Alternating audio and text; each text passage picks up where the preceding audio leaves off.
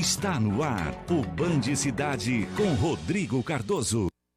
Olá, uma boa noite e uma excelente semana para você. A gente começa o Band Cidade de hoje com um imbróglio político que ocorre em São José na Grande, Florianópolis. 3 vereadores tiveram um mandato cassado porque o partido ao qual pertencem teria descumprido a chamada cota de gênero na eleição municipal de 2020. Confira.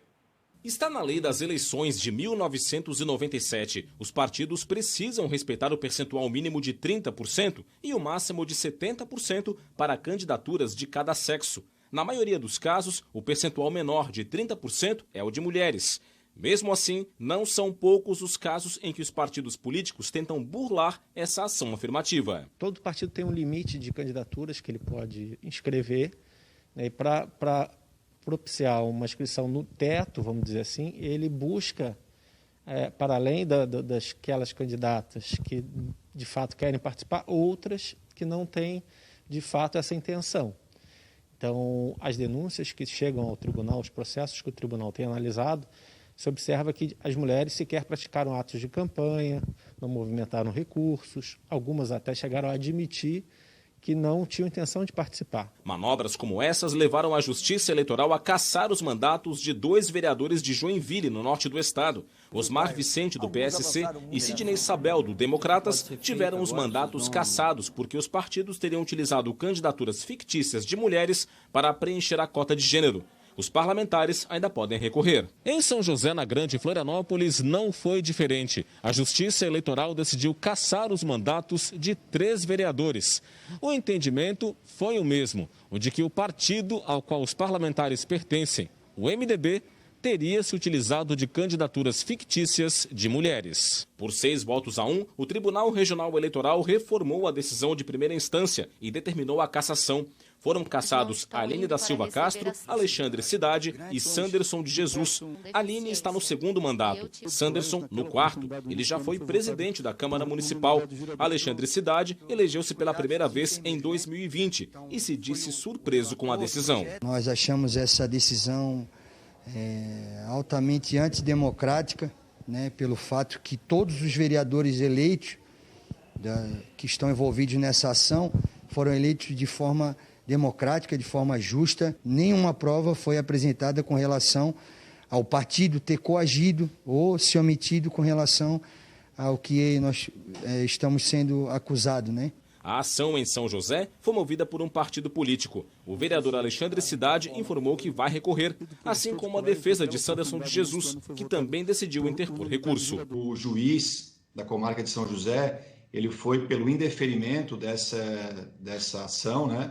Ele acabou entendendo que não houve fraude à cota de gênero. Então o TRE, diferentemente, acabou entendendo por 6 a 1, houve apenas um voto contrário à tese de fraude à cota de gênero, e agora cabe recurso ainda ao próprio TRE para esclarecer alguns pontos do acórdão, que a gente chama de embargo de declaração, e depois, certamente, nós manejaremos, se for o caso, recurso para o próprio TSE. Nossa equipe tentou contato com a vereadora Aline de Castro, mas não obteve resposta.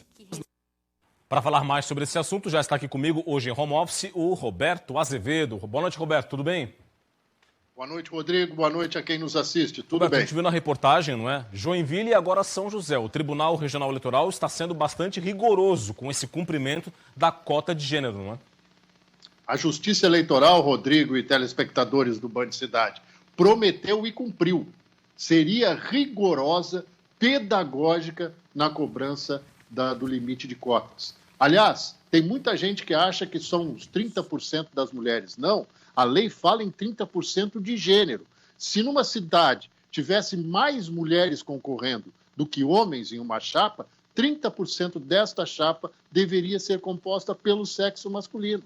Ou seja, é uma tentativa de equilibrar a participação do eleitorado nas eleições. Se fosse cumprido o índice, as mulheres são maioria. Elas teriam que ter maioria nas chapas. Mas o universo político ainda é muito masculino. Está certa a Justiça Eleitoral. Cabe recurso. Mas antes disso, pensem bem em montar as chapas para deputado no ano que vem. Dito isso, a gente volta daqui a pouco, viu, Rodrigo? Combinado, Roberto. O papo daqui a pouquinho vai ser reforma da Previdência. Daqui a pouco a gente conversa.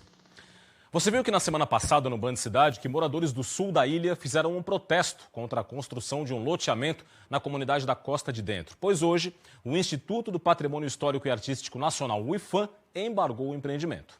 O IPHAN determinou a realização de estudos referentes aos impactos nos bens culturais da região em que o loteamento vai ser construído. O Instituto pediu que seja entregue a ficha de caracterização de atividade e demais documentos exigidos por uma instrução normativa. A ficha deveria ter sido apresentada pela empresa e indica se a área requer ou não estudos arqueológicos prévios. O Instituto do Meio Ambiente, o IMA, já havia suspendido na semana passada as licenças ambientais do empreendimento, que tem 202 lotes em 9 hectares de terra, entre o Pântano do Sul, a Costa de Dentro e os Açores.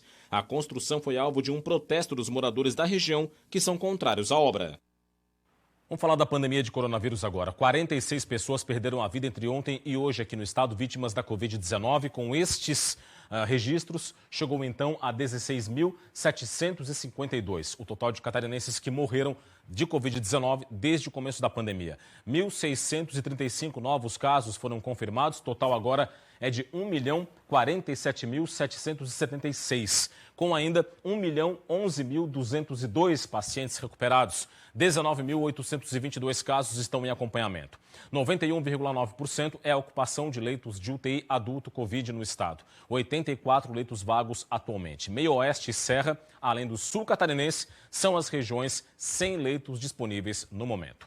E a nova classificação de risco para a Covid-19 aponta 15 das 16 regiões do estado no risco gravíssimo para a doença. Vamos aqui ao telão para ver o mapa? Está aqui o mapa.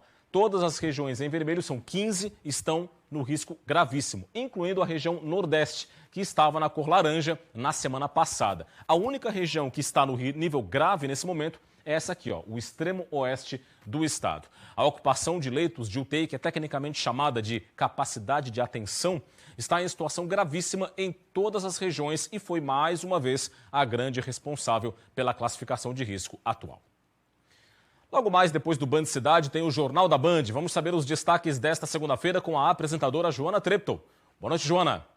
Olá, muito boa noite. No Jornal da Band de hoje, ao vivo, as últimas informações sobre a operação que terminou com a morte de Lázaro Barbosa. Também tem um pronunciamento ao vivo do ministro de Minas e Energia sobre as medidas contra a seca que afeta as usinas hidrelétricas, e a gente mostra para vocês qual a situação atual dos principais reservatórios do país. Em Londres, um baita susto depois de uma explosão no metrô. Todos os detalhes sobre essa investigação também às 7h20 no Jornal da Band. A seguir tem a entrega da reforma da Previdência na Assembleia Legislativa. Roberto Azevedo volta para comentar o assunto. E veja também, semana começa com registro de neve na Serra Catarinense, que pode se repetir já no início da madrugada de amanhã. Detalhes e a previsão do tempo você confere no próximo bloco. A gente volta já já.